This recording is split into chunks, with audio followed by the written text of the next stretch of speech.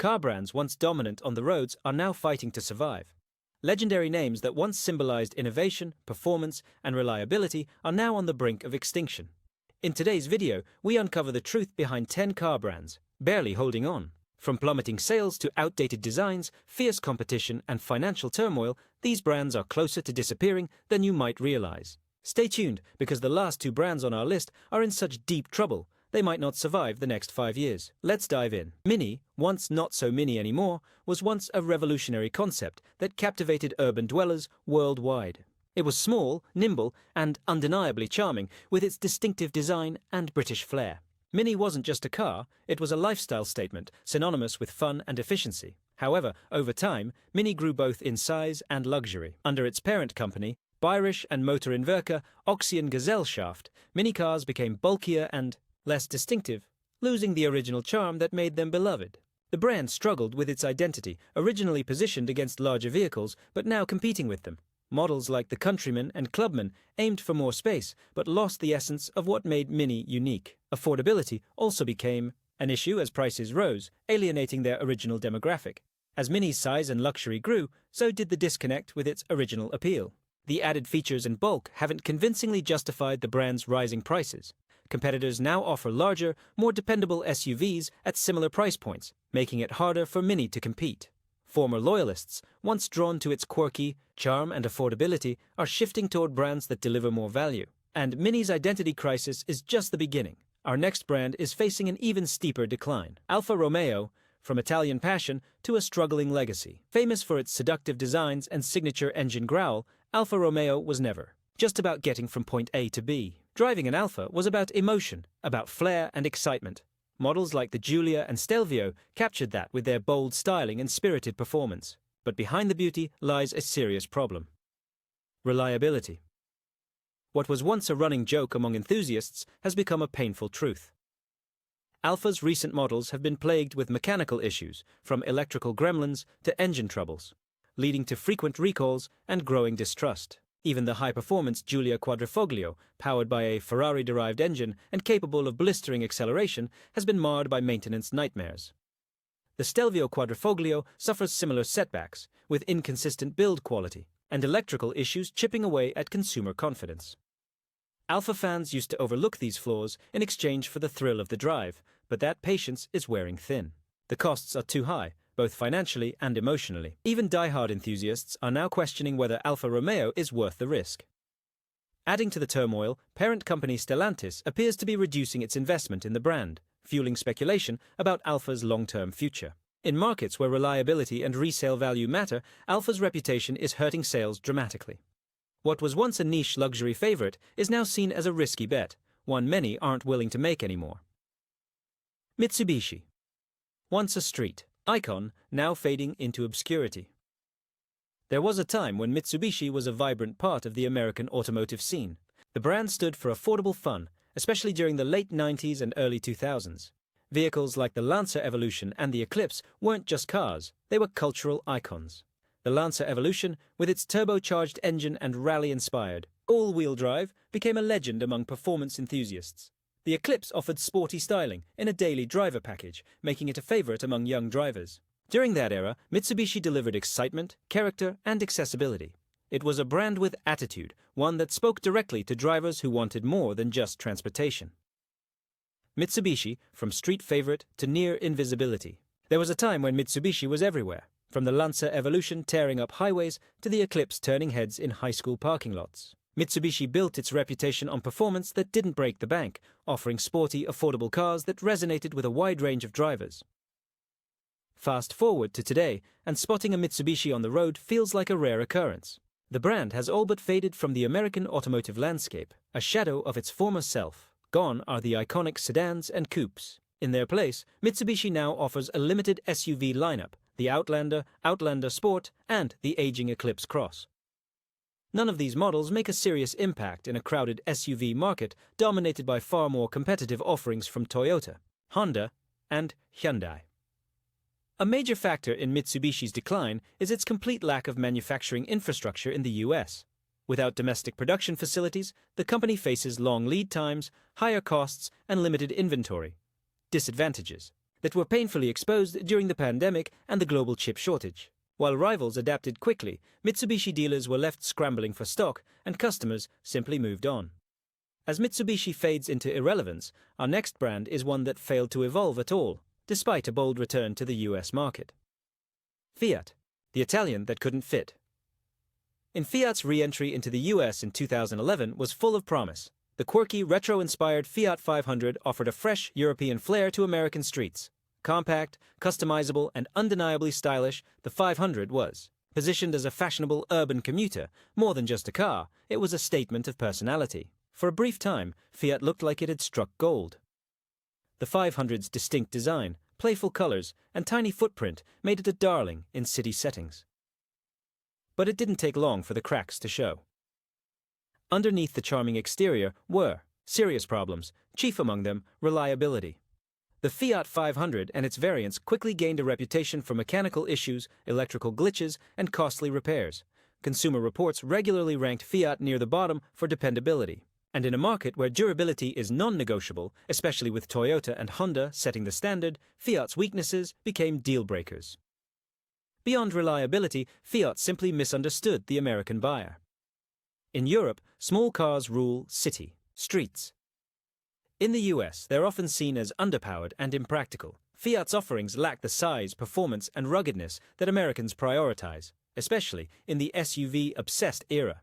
To make matters worse, parent company Stellantis has been steadily distancing itself from the struggling brand. With global sales dropping 11% and just 1,528 units sold in the US in 2024, Fiat's future in America looks grim.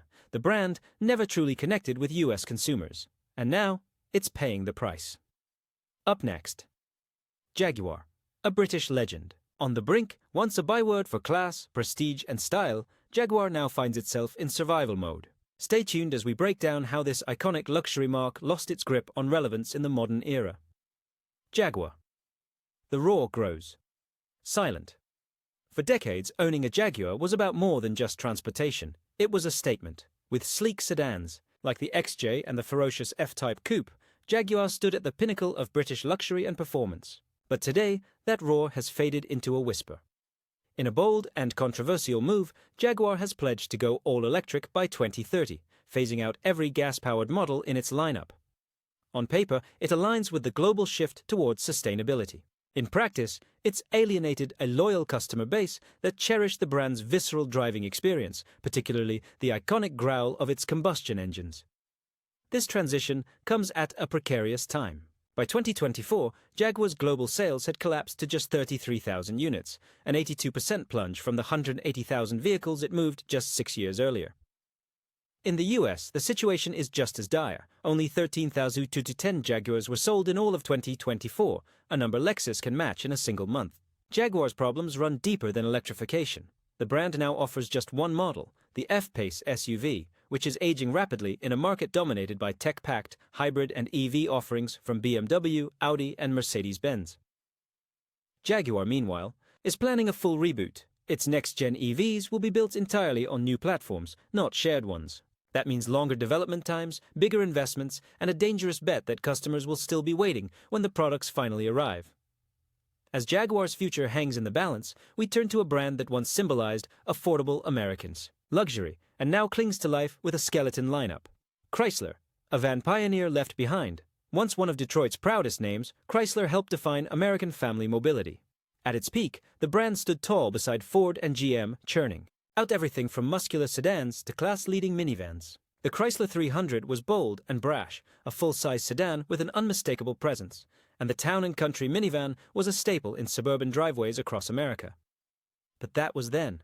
Today, Chrysler's entire US lineup consists of just two vehicles, the Pacifica and the budget-oriented Voyager. It's a far cry from its former breadth, and it's not hard to trace where things went wrong. As consumers began shifting toward SUVs and crossovers, Chrysler stayed married to the minivan, failing to keep pace with a rapidly evolving market. While competitors like Honda and Toyota diversified and modernized their lineups, Chrysler doubled, down on a segment in decline. Buyers moved on, and Chrysler simply didn't follow. Now, with shrinking sales and an aging lineup, Chrysler's position within Stellantis is tenuous at best. The brand that once helped define American family vehicles is now struggling just to stay relevant. Coming up, next, a once unstoppable force in luxury off-roaders, now losing ground fast. What happened to Land Rover Chrysler's collapse? A legacy in decline. By 2024, Chrysler's minivan sales had fallen by more than half compared to 10 years earlier. As the automotive market shifted increasingly toward SUVs, Chrysler's unwillingness to adapt left the brand lagging behind and out of sync with consumer preferences. The situation was worsened by a lack of innovation. The Airflow EV, once seen as Chrysler's hopeful entry into the electric vehicle arena, was quietly shelved, leaving the brand without a cohesive electrification strategy. While competitors were launching EVs across multiple segments, Chrysler appeared dated and directionless. Parent company Stellantis has signaled that underperforming brands could be discontinued, and Chrysler, with its sparse two-vehicle lineup, seems like a prime target. Though the Pacifica remains a capable minivan, it's no longer a segment leader. The Voyager, essentially a low-budget version of the Pacifica, adds little to the brand's appeal. Once an American household name, Chrysler now stands on shaky ground. Maserati. From prestige to problems. Once the embodiment of luxury and performance, Maserati's image has dramatically deteriorated. Known for its signature trident logo and admired for vehicles like the Ghibli and Gran Turismo, the brand once captivated celebrities and elite drivers alike. However, what was once a symbol of refined success has become known for reliability concerns and a muddled brand identity. In 2024, Maserati's US sales plummeted to just 4,119 units, less than half of its previous year's performance. Globally, only 11,300 cars were sold, marking a 57% year-over-year decline and resulting in a $285 million loss. Much of the brand's downfall stems from recurring mechanical issues. Owners frequently cite electrical problems, engine failures, and expensive maintenance. For a brand that charges over $100,000 per car, such defects are intolerable. Adding to Maserati's woes is the 25% import tariff on European luxury cars imposed by President Donald Trump. Without domestic manufacturing, all Maserati models are affected, making them less competitive in the US market. Meanwhile, rivals like Ferrari and Lamborghini have managed to retain strong sales, highlighting Maserati's deeper shortcomings. CEO Davide Grasso was dismissed in 2024, and with no clear electric future and rapidly shrinking market share, Maserati faces an uncertain path forward, one where it risks becoming a relic of once grand automotive dreams. Daewoo. The budget brand that vanished. For a short while, Daewoo, often stylized as Dew, looked like it might reshape the affordable car market. Emerging from South Korea in the late 1990s, the brand positioned itself as a low-cost, reliable alternative to automotive. Giants like Honda and Toyota. Models such as the Lanos, Leganza, and Nubira attracted students, young families, and budget-conscious drivers, offering new car appeal at used car prices. But Daewoo's success was fleeting. The brand was plagued by poor build quality and chronic mechanical failures. When issues arose, which they frequently did, finding parts or qualified mechanics was difficult. Many repair shops refused to work on Daewoos entirely. Compounding the issue, the brand's dealership network was fragmented and poorly supported, offering inconsistent customer service and little post-sale assistance. Eventually, trust in the brand eroded. Sales tanked, and the final blow came in the early 2000s when Daewoo's South Korean parent company declared bankruptcy. General Motors stepped in, absorbed the assets, and rebranded the vehicles under Chevrolet. Daewoo disappeared quietly, without fanfare or a formal farewell. By 2023, Daewoos had virtually vanished. In the UK, for example, the 55,000 Daewoos, still on the road in 2013, had dwindled to just 227 a decade later, a stunning 96% drop. Today, these rare survivors are often in poor condition, with little collector interest and few spare parts available. Nissan. A giant in decline. Once a leader in innovation and mass market appeal, Nissan has become a shadow of its former self. In the early 2010s, the company took bold steps with the launch of the Nissan Leaf, the first widely available electric car. At the time, it signaled a shift towards sustainability when most automakers were still focused on gas-powered engines. Yet despite this pioneering move, Nissan has struggled to maintain its momentum. The brand has faced management turmoil, lagging product development, and increasing competition, both in the EV space and traditional segments. As a result, Nissan, once celebrated for practical, forward-looking vehicles, now finds itself fading from relevance. For a brief moment in time, it looked as though Nissan was destined to lead the electric vehicle revolution. With the launch of the Leaf in the early 2010s, Nissan positioned itself at the forefront of clean mobility, offering the world's first mass-market electric car at a time when most automakers were still clinging to internal combustion engines. The Leaf was a bold statement, a technological leap, and a symbol of forward-thinking innovation. But fast forward a decade, and the picture has changed dramatically. Nissan's early lead in the EV market has all but evaporated. The company has faced a series of crushing setbacks that have eroded its reputation, weakened its financial standing, and left it struggling for relevance in a hyper-competitive landscape. Chief among these problems is Nissan's failure to evolve. While rivals like Tesla, Hyundai, and even legacy players like Ford and Volkswagen launched sleek, high-tech electric vehicles with extended ranges and cutting-edge features, Nissan let the Leaf languish. The model remained largely unchanged, outclassed, in both performance and design, by newcomers that quickly made it look dated. What was once an industry trailblazer became a relic of a bygone era. Yet Nissan's struggles run deeper than a stagnant EV program. In the US, the brand is weighed down by a bloated and inefficient dealership network. Nissan maintains far more dealerships than its market share warrants, resulting in massive inventories of unsold cars. In a desperate bid to move units, many each dealers resort to deep discounts, offering cars well below MSRP just to clear space. While this strategy might boost short-term numbers, it has a corrosive effect on profitability and brand value, training consumers to expect perpetual markdowns and weakening the company's long-term financial health. Nissan's troubles extend all the way to Japan, where its financial condition recently approached crisis levels.